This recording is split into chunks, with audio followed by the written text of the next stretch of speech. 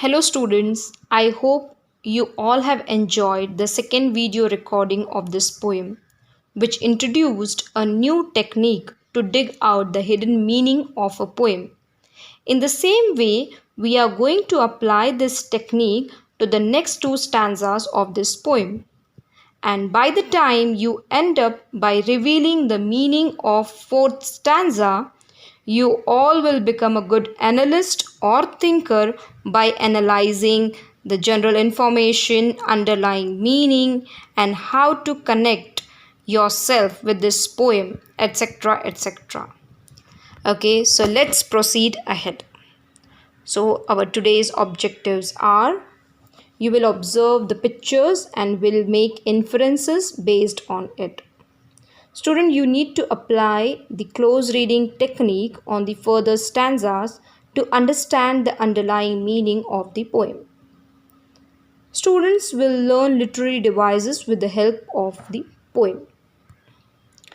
Now you can observe certain pictures over here. On the left hand side, you can see live oak tree, hurricane resistance house. Means abroad they do plant oak tree nearby their houses because this tree can survive a drastic hurricane also, or the stormy winds, which you can see on your right hand side up above. See how the tree is looking like, that it has survived through a stormy winds. And down you can see it is a dense oak tree. So let's read our stanza 3. Though the sturdy oak has known many a blast that bowed her, she has risen again and grown loftier and prouder. So the meaning of sturdy is strong, loftier means taller and stronger, has known many a blast. It means has survived many blows of stormy winds or hurricane. And its rhyme scheme is CD. Means oak tree is very strong because it has been survived through lot of blows of stormy winds or hurricane which has tried to lower it down, but she has risen again. She has survived through that stormy winds and has grown stronger and taller. So children, I have explained you the meaning of this stanza. You need to fill these boxes because in step 1 you need to identify the character, setting and problem. Second, in the second step you need to find out the purpose why the poet has written this stanza, then the images, and in the third step you need to draw out the conclusion of of this stanza, then find out the theme for this stanza and try to connect yourself with this stanza. Let's move ahead. Here also you have certain pictures. Many of you must be liking this game, right? That is cricket.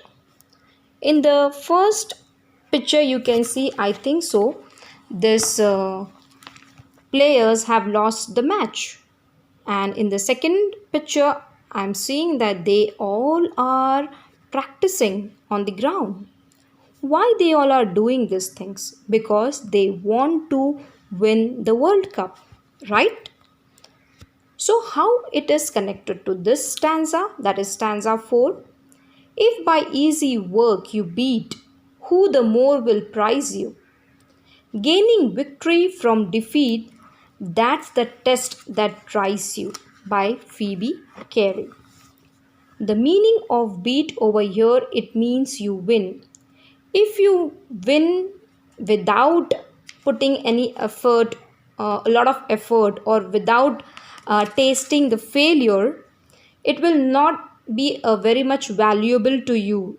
Okay, but if you fail and from that defeat you learn and you move ahead and then you gain the victory, that means a lot for you. And down you can see certain synonyms I have given for defeat lose, victory means win. Later on, we will in this stanza we can study certain figures of speech, that is alliteration. Alliteration means where the initial letters are repeated. You can see in the last line of this stanza, that's the test that tries you. Here the initial letter T is repeated 4 times for the better poetic effect. So here also you need to apply the close reading technique for stanza 4. You need to fill all the boxes. All the steps you need to write it down on your own. We have one more figure of speech for this stanza, antithesis, where opposite words are given in one line. Gaining victory from defeat. We know the opposite for victory is defeat. Here the opposite words like victory and defeat is given in the expression for the better poetic effect. Now children, I have certain questions for you. Answer the following questions. What does the poet mean by bow down? What does the study oak tree do after being bowed down? What does the poet mean by the word beat in the poem? Write down the rhyming word of the third and fourth stanza. Note down the rhyme scheme of the fourth stanza. Children, this is known as an exit slip, which you need to draw and make in your notebook while completing all these question answers. After that, you need to write it down. You can color it down. Okay, so up you can see one picture is given which says never stop trying. Here I want to quote something. Don't be afraid to fail. Be afraid not to try. It means you should keep on trying. You should never stop trying. Children, we have 2 questions for you based on the poem which you have learned. So you just need to write it down, the answer to this question.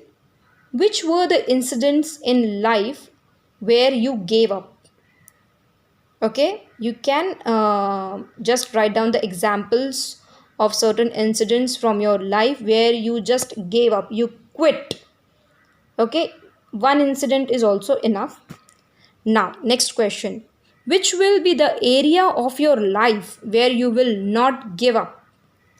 After reading this poem, in which area of your life you have quit, but hereafter you will not give up, you will try hard to achieve your goal? That you have to write. I hope this poem might encourages you to work hard and you need to keep on trying ahead. Thank you children for listening this video session or video recording.